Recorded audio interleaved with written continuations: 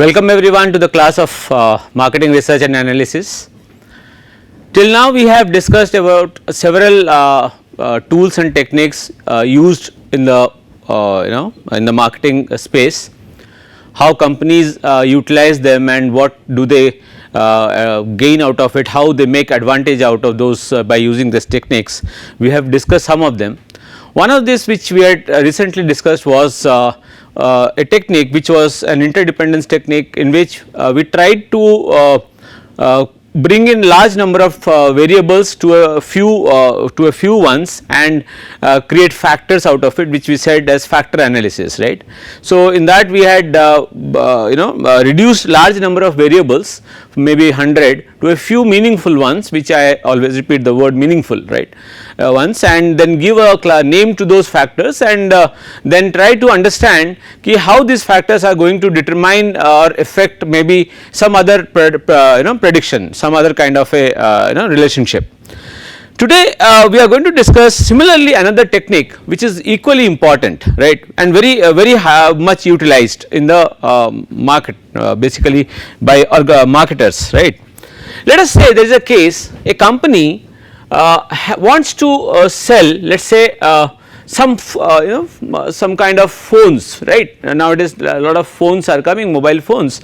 So, it wants to sell mobile phones and it has got a target of about, let us say 1 lakh, okay, 1 lakh pieces of phones to be sold.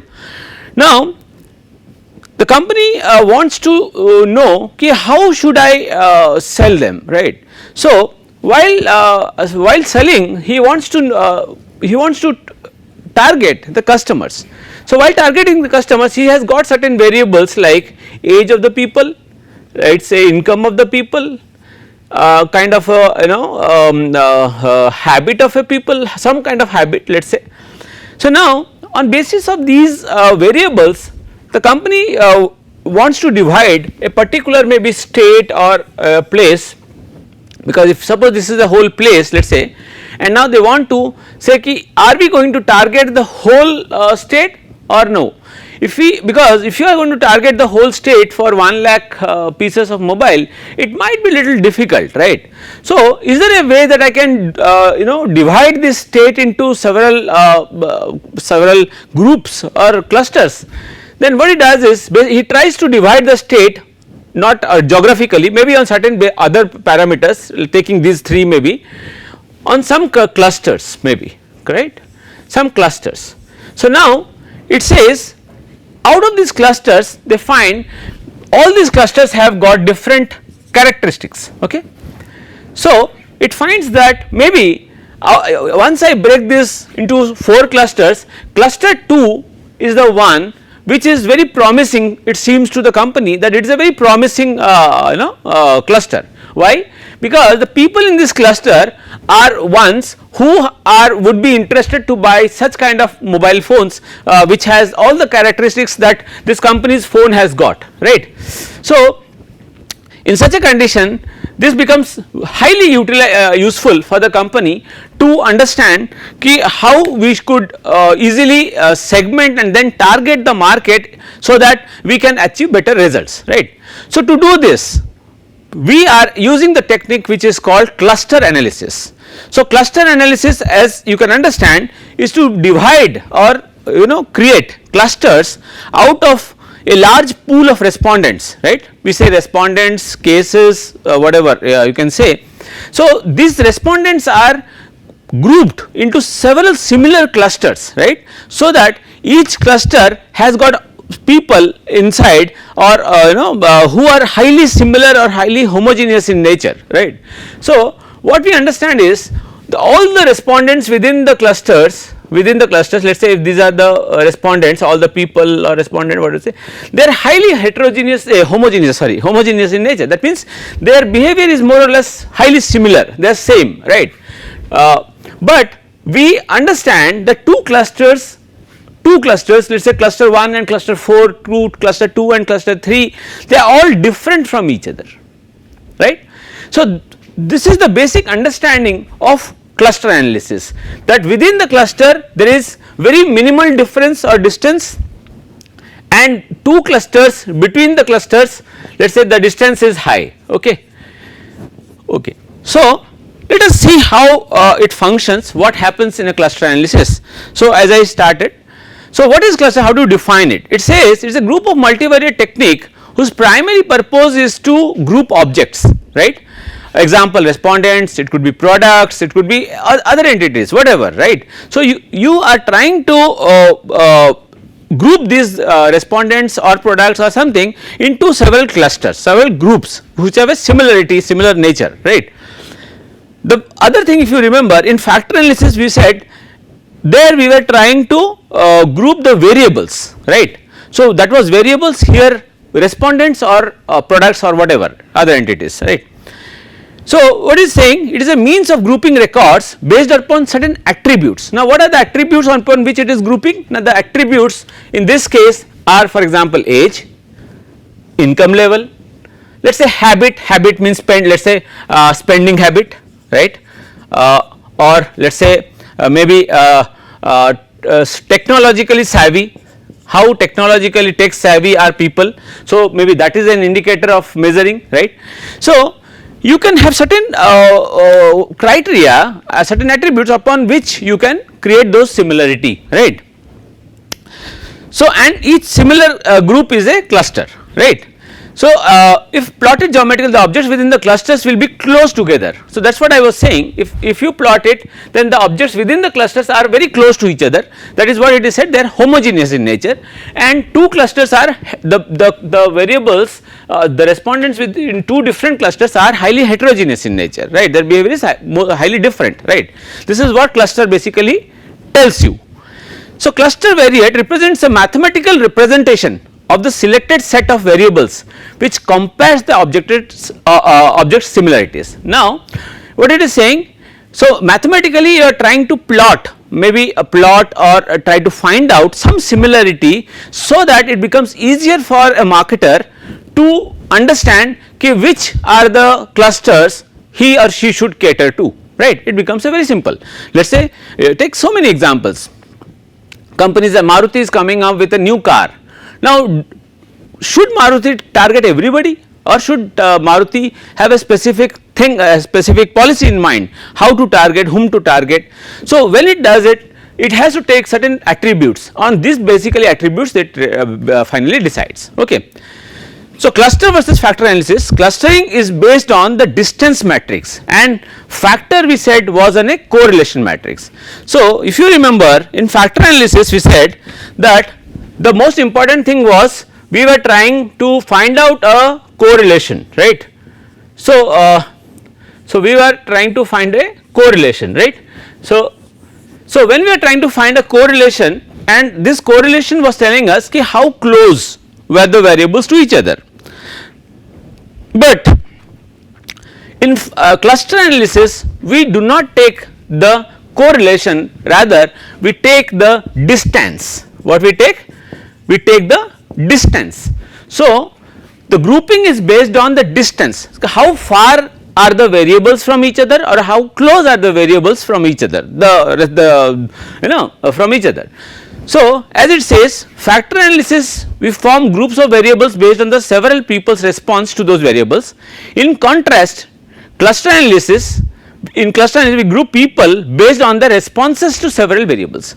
Now, how people have responded to several variables, what score they have given, so so that tells basically their behavior, that the thinking pattern and all.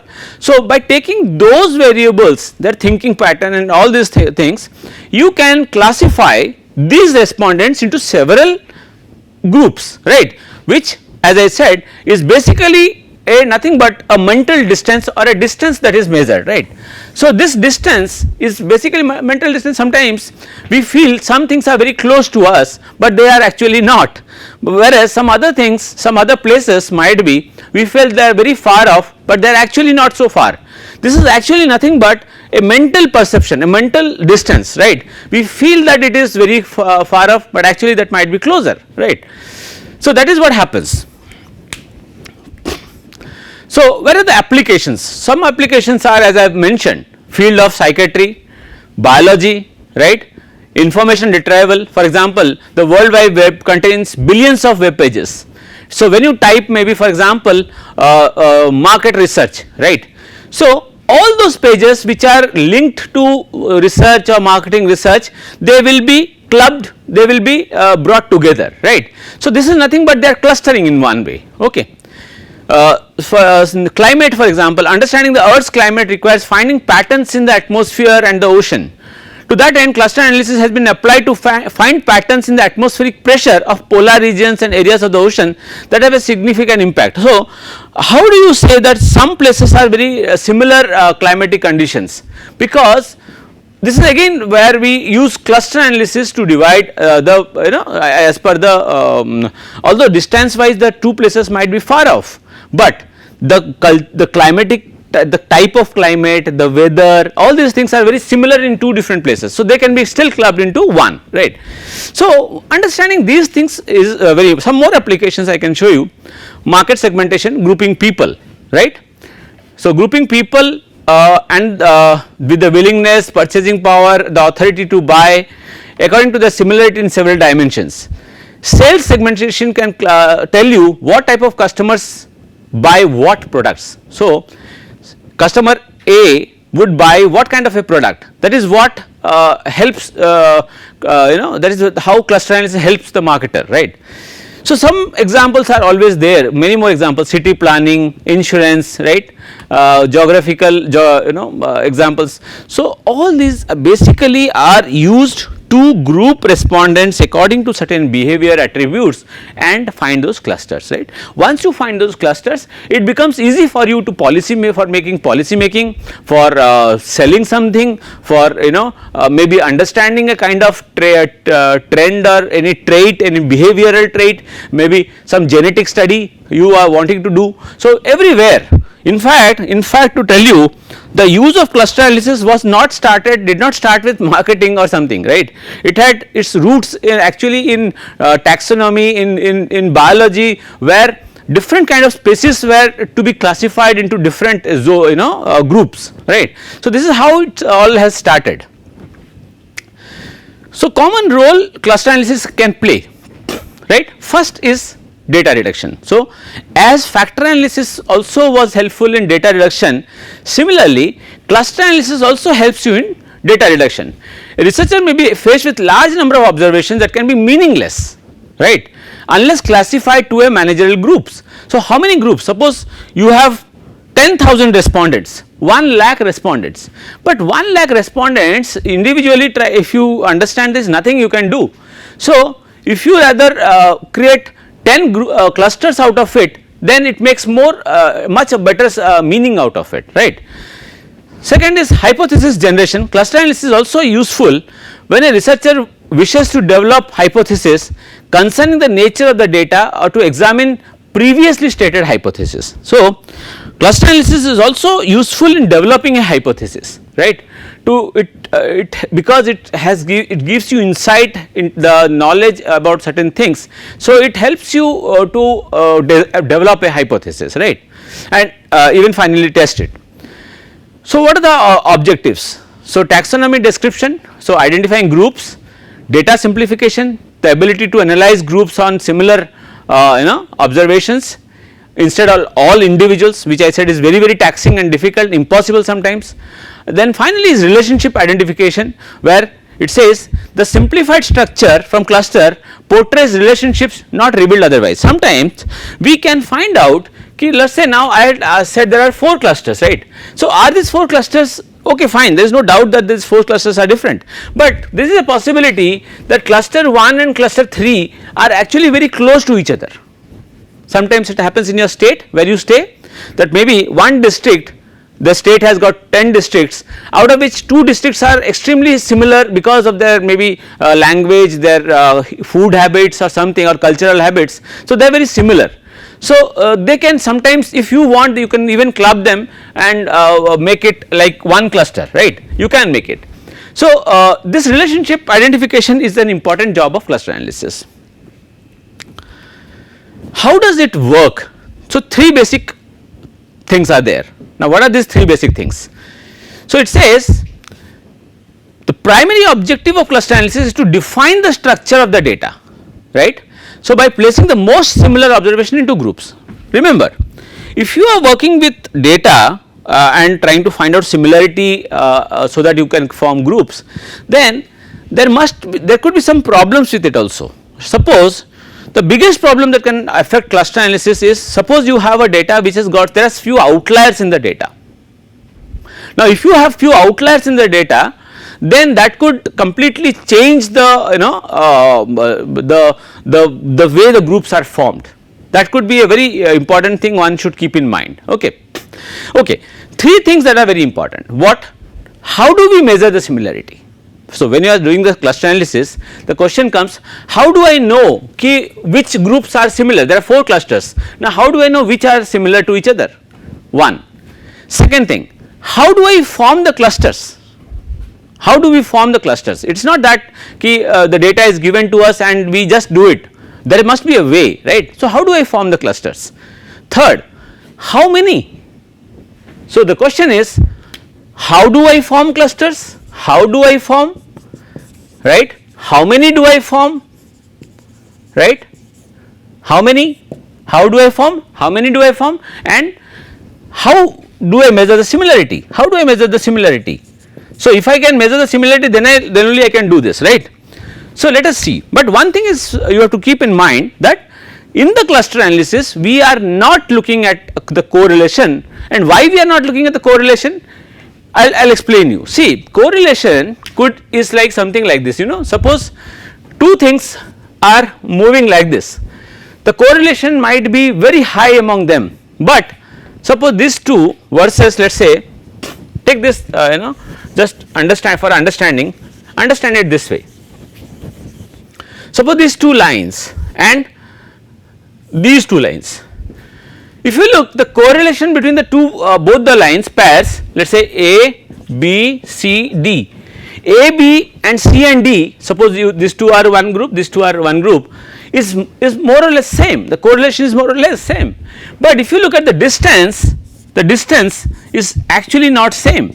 So, that is what is the basic underlying difference between cluster and the distance and the correlation. Okay. So, what is similarity? Similarity represents the degree of correspondence among objects across all the characteristics used in the analysis. So, I have several attributes as I had used, let us say I have asked several variables, there are several variables which I have used in the study, some of them being like income, age and all these things. Now, taking them together when I am trying to build a kind of a similarity matrix, right. So, all these variables together will help me, not one but together they will help me in defining a cluster, right. Okay.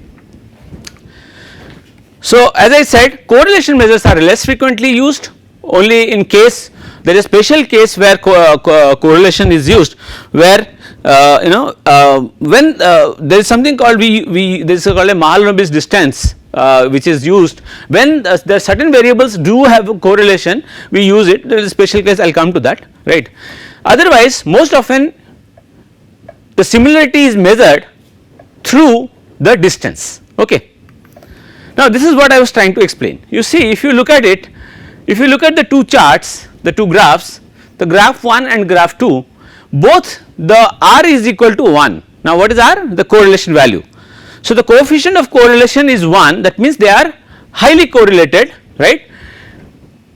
So, which implies to have a same pattern, right, but the distances are not equal, the distances between these and the distances between these are not equal. So, these two will get a different interpretation in cluster analysis, but had it been a case of a factor, it would have looked very similar, right.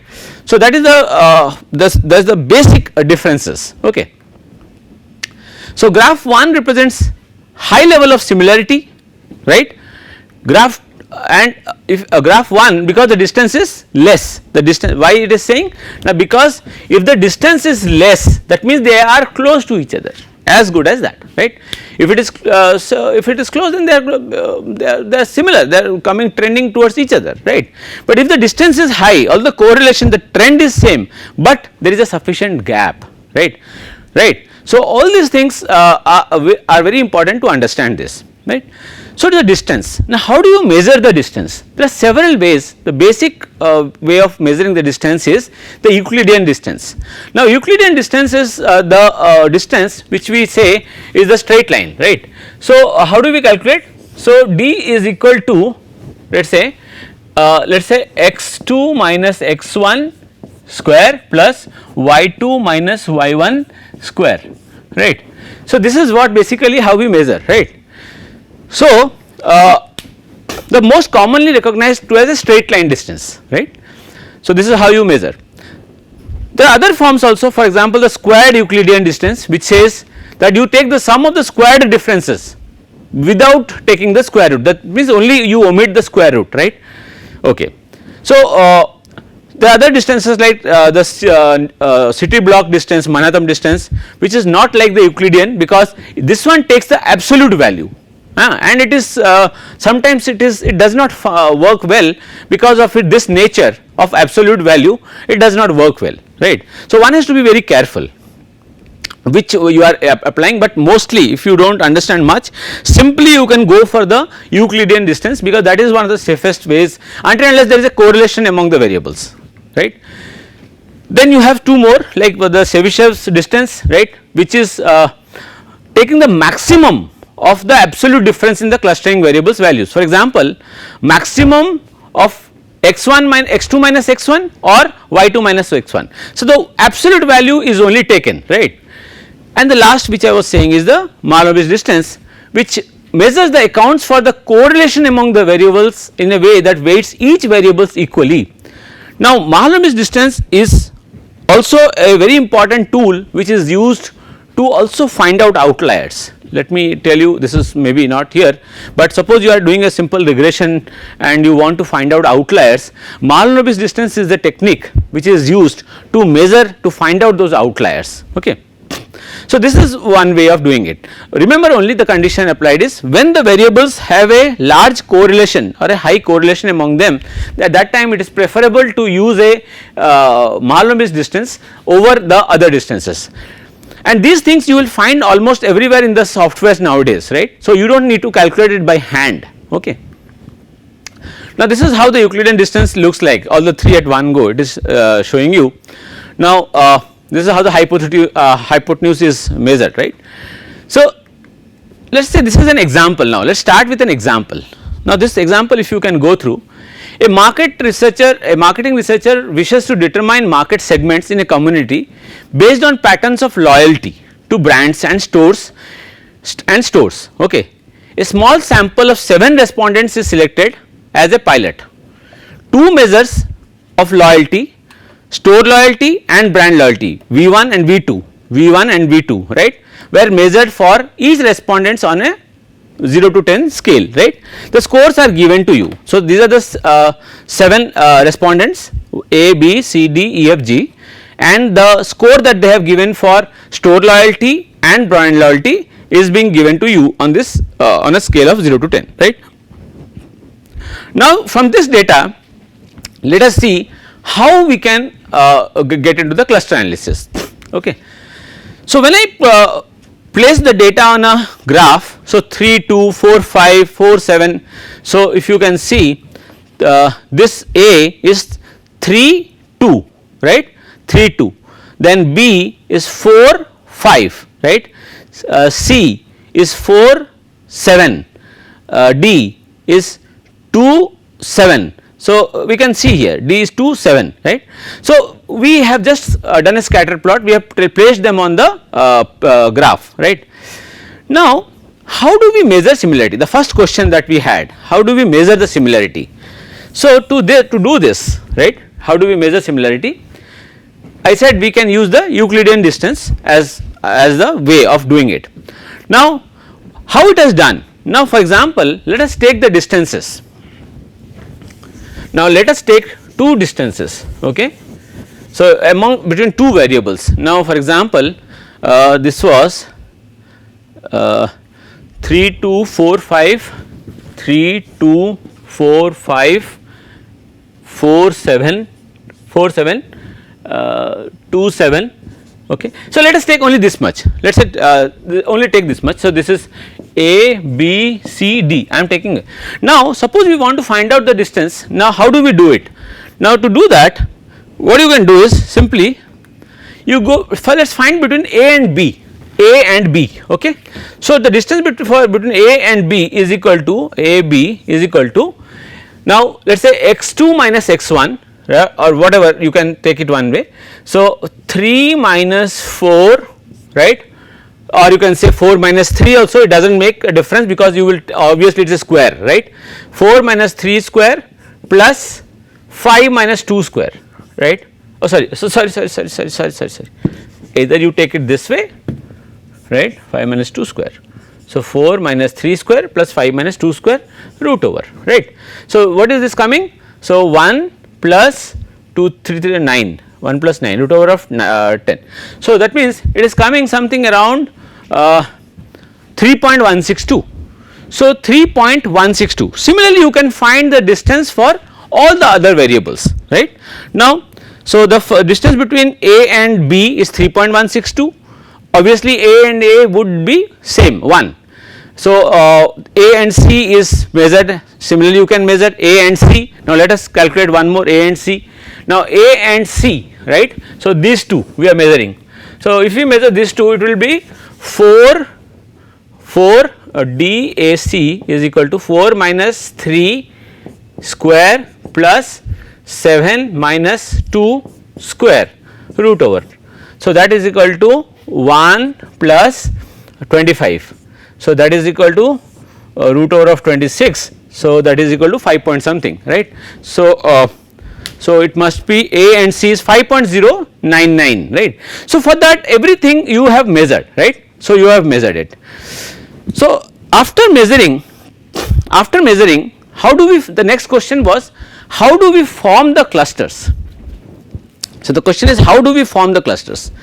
So, you have measured the distances, now find out the distance between two clusters, the minimum distance between the two clusters, or the minimum means why it is I am saying minimum because they are the closest.